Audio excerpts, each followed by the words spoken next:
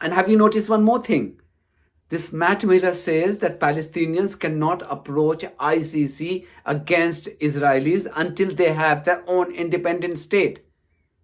And they can never have independent state because Americans will continue to veto any such proposals in the United Nations. That's how sick these people are. We reject the ICC's application for arrest warrants against Israeli leaders.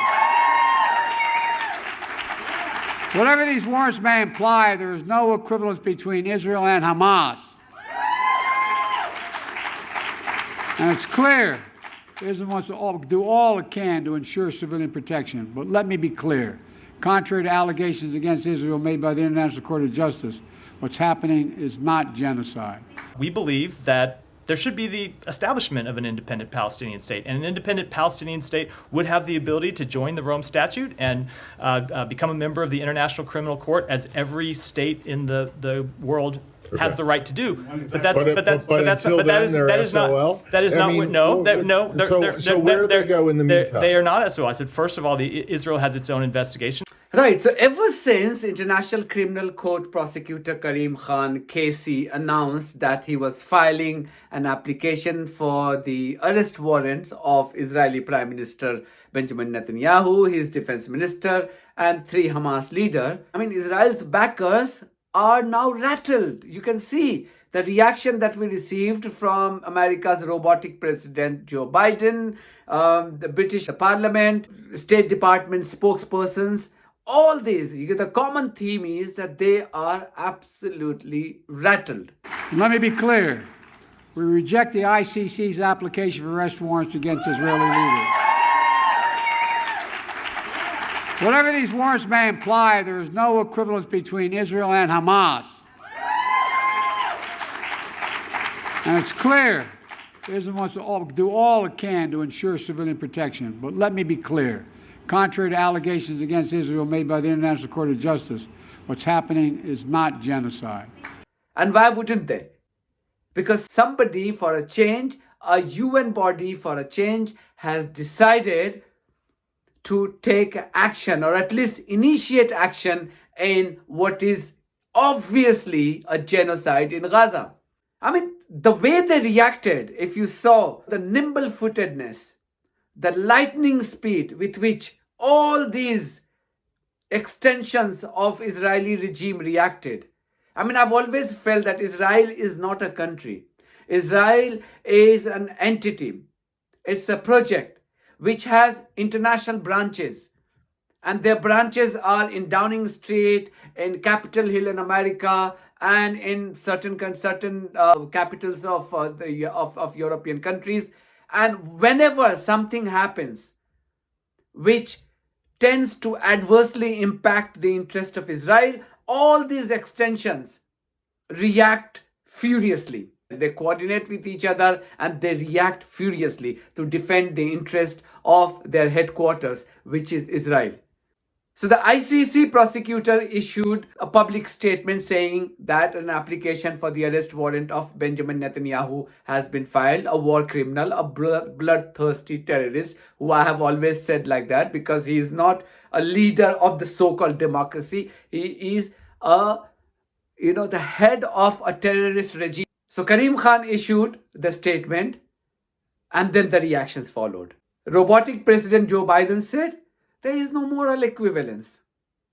There is no moral equivalence. And that's exactly was the running theme of all the statement that we received, from British Parliament and the State Department.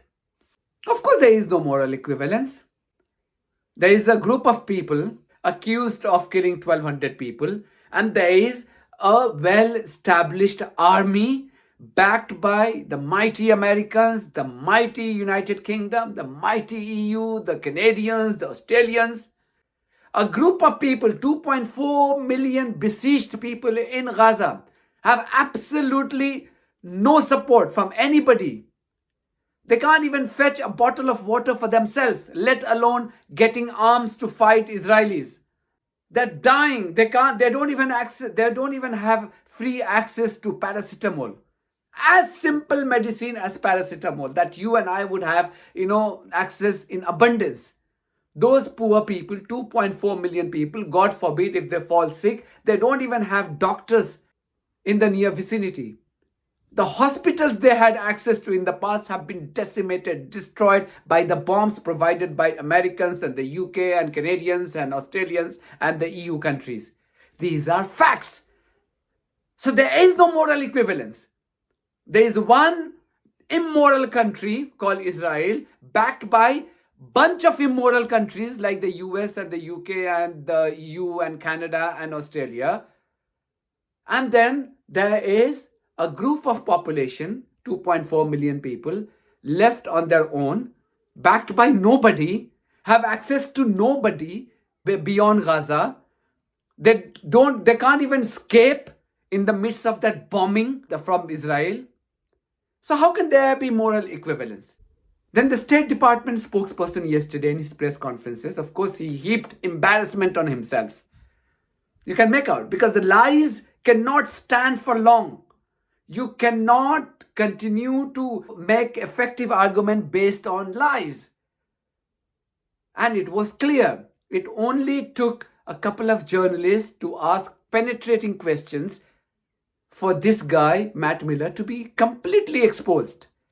So he said, ICC doesn't have jurisdiction.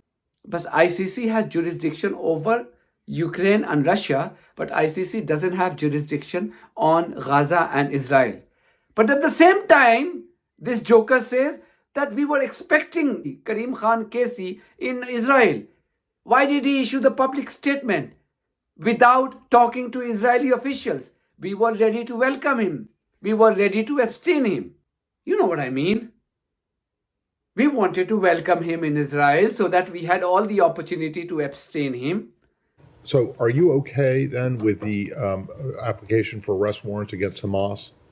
We do not believe that they have jurisdiction over either of the parties of this conflict, and that includes Hamas. You don't think that Hamas leaders should be prosecuted? We absolutely believe that Hamas should be held accountable. That could be hold on. Let me finish. That could be either through the prosecution of the war effort by Israel. It could be, in other words, being killed. It could be by being killed. It could be by being brought to justice in an Israeli court. We do not believe the ICC has jurisdiction over either of the parties in this case because the Palestinian people do not represent a state. Okay. And that includes the leaders of Hamas. But obviously the administration is also troubled by actions that Israel has taken post-October 7th. So where is the accountability for that? Where do the Palestinians go? This is a question I asked Ned a long time ago, over and over and over again.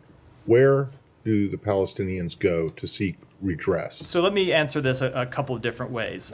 First of all, in the short term, with respect to questions of war crimes, Israel does have open investigations, a number of open investigations. We made this public when we released our report on National Security Memo 20, including some investigations that have become criminal investigations into conduct by members of the IDF.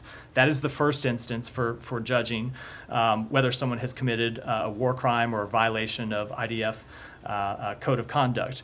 That's one of the reasons why we have concerns about the ICC. The ICC is set up to be a court of last resort. If a country isn't properly holding itself and its personnel accountable, that's when the ICC comes in, not in the middle of the process as they have done here. That said, ultimately, and you know this, Matt, and because we've spoken about it a lot, we believe that there should be the establishment of an independent Palestinian state. And an independent Palestinian state would have the ability to join the Rome Statute and become a member of the International Criminal Court, as every state in the world has the right to do. But that is not where do they go in the meantime? They are not SOL. I said, first of all, Israel has its own investigations. Second, we have accountability mechanisms here. We have processes that are ongoing to look at Israel's compliance with international humanitarian law. So there are places to look at these questions. It's just, in our view, fundamentally not a role of the ICC. And I should say, but remember, we have a jurisdictional complaint here in that we don't believe the ICC has jurisdiction. But if you looked at the statement the Secretary made that I echoed in my opening remarks, that isn't our only problem with the action the prosecutor has taken. We also have a problem that he has short-circuited an investigation and brought this action without waiting to see where these Israeli investigations end up, without completing the trip that he had planned. But how dare he cancel that scheduled appointment with the Israeli officials and go and make public statement. So either ICC has jurisdiction or it doesn't have jurisdiction. And if it doesn't have jurisdiction, as this joker says, then where is the question of, his statement being linked to a planned trip to Israel? And rightly, as journalist Matt Lee, who I really, really admire, who has been really upright all through this crisis and even before, is that where do Palestinians go? If ICC doesn't have jurisdiction, then where do Palestinians go with their grievances of genocide? Because clearly genocide is being committed. Robotic Joe Biden may feel differently because he needs to represent the interest of his masters. But then the fact cannot be changed. There is a genocide. 35,000 people and counting, they have been brutally killed, massacred, butchered by far the most brutal terrorist outfit in the world, which is IDF. So where do they go? Who does have jurisdiction here? So the government of Israel has jurisdiction. Over the occupied territory. We have jurisdiction. Over Gaza, which is not entirely occupied. They have jurisdiction into looking at the actions by their military personnel. The Palestinians, if they have a complaint, they have to bring it to Israeli courts. We have jurisdiction, and we have with the use of our equipment. I'm sorry. How do you have jurisdiction? With the use of our military equipment Matt, that we have provided. How do you have jurisdiction? If you look at the Leahy law, if you look at that's not jurisdiction in a criminal process. That's not in a criminal process, but it has to do with the determinations that we make and the policies that flow from it. But Matt, long term, they can go to Israel. They can complain against their oppressors to their oppressors. And they can even go to America. This guy actually said that America has jurisdiction through Leahy law.